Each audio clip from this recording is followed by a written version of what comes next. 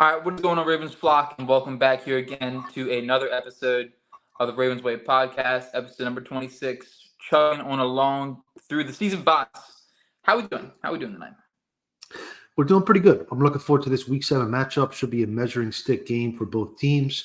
The Ravens got back to their winning ways in London, and that was important, avoiding that 3-3 start. Now at 4-2, back at the top of the division. What are our takeaways from the London game? I have a couple. I think the Ravens offense, I guess we'll start with the offense, go to the defense. I think my main takeaway from the offense is that we're almost there. Like, they're almost to the point where we've been talking about of being like this super explosive offense that can push the ball downfield. We just haven't seen it done through 4 quarters yet. I think last game was like from quarters 1.5 to the fourth quarter, quarter number 1, they're good.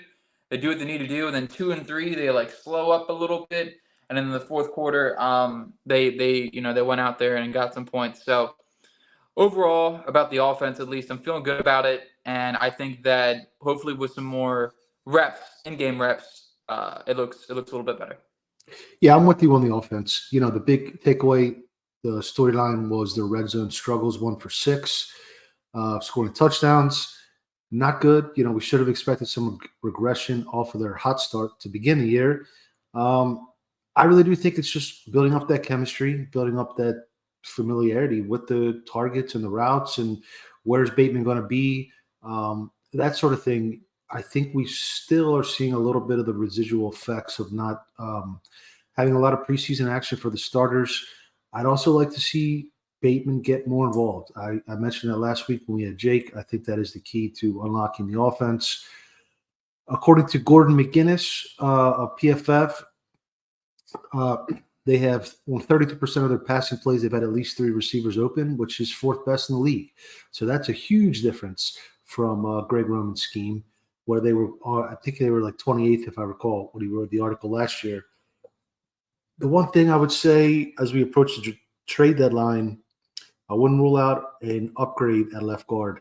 I think Simpson is, struggling a little bit there, and Stanley is not what he used to be. And if you can get somebody cheap, I think that might be worth it. Maybe the guy from New England on Wewu out of Michigan a few years back is a potential trade candidate.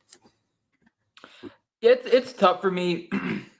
To me, I think Simpson's a league average, just below league average replacement type of guard.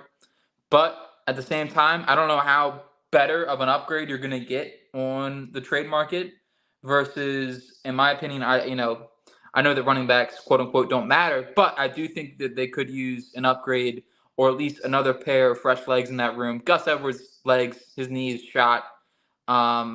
From what we've been told, Hill's still dealing with that injury. And so I think another, maybe Keaton Mitchell provides you something and then you can go somewhere else with that move. But I wouldn't mind just a small move of someone who's under contract for next year as well. I think that would be a good idea. Yeah, I know you saw that little chart I sent in our GC. I think it was from Summer Sports. Hill is top 5 out of all running backs in the league in success rate and top 8 in EPA per carry. So, I just don't know how much more of an upgrade you're going to get if you get a Derrick Henry or somebody else. I just don't think there's that much. It's a dependent position, dependent on blocking more than anything. So, to me, I'd probably look at left guard. I'd probably also look at maybe making a move on the defensive line. If you can find a 3/5 tech, Calais Campbell, Trevor Price kind of guy, Brent Urbans with the stinger.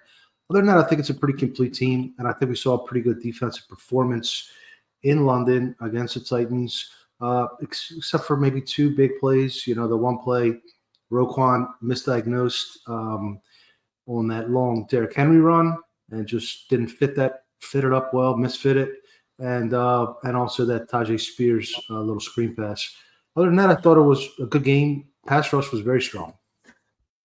Yeah, I would agree. I think with that play, it was like Queen and Roquan both got their eyes lost in the backfield, and they just kind of like fell for the little eye candy that was going on because they did run a reverse off of it because it's a trick play.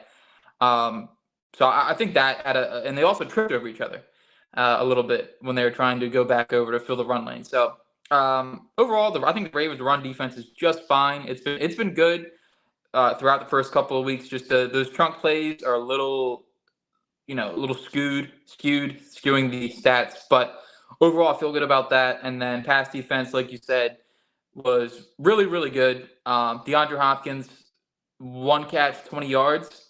Yep. Locked them up. Not super impressive. So. And they charted Clowney with 9 pressures. Matabike had probably his best game as a professional, 2 sacks. Coming on, Geno Smith, 3rd interception, tied for the league lead without playing. What did he play? About maybe half the snaps of the season so far, 60%. Pretty damn good. His coverage has been outstanding. They're number 2 in defensive DVOA. They haven't played a whole lot of top-end quarterbacks besides an injured Burrow. But, the defense is really looking strong. I don't think these moves for Brian Burns or Chase Young are really worth it. I'd rather, as I mentioned last week, keep those top 100 picks. You're going to need them for succession plans at other premium positions of players graduating this offseason. Yeah, for sure. And I know you wanted to bring up another point from Static about some second half woes that the Ravens have been dealing with the last few years. Yeah, so looking at it, before this game, the Ravens did actually stop the Titans at the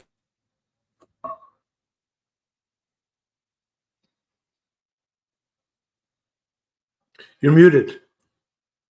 Muted.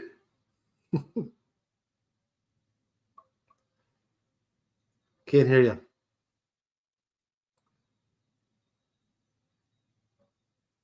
Can't hear you.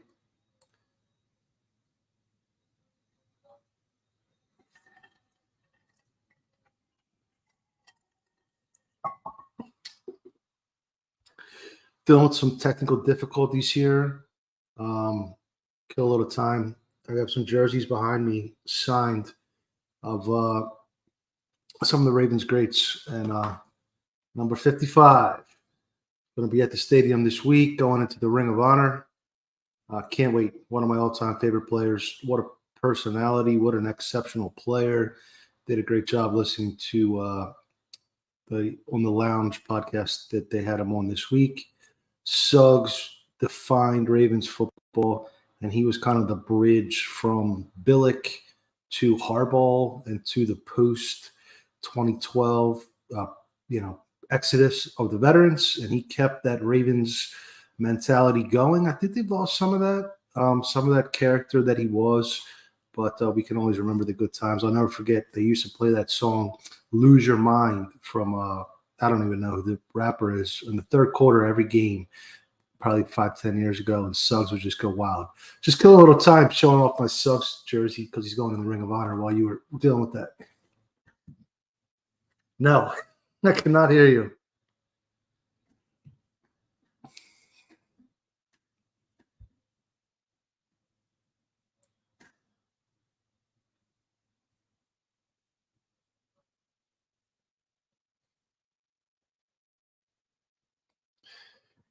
Yep. So, Suggs, he just had that edge. He played with that edge. Funny that they're playing the Lions where he got kicked out of that game. What year was that? 2009, maybe? And the referee said he had malice in his heart, and that's why he ejected him from the game. But they don't make a whole lot of characters like Terrell Suggs. You want to do a hard reset, hard reboot? All right. You're going to send a new link then? Okay. All right. So we'll send it back out and start it up again.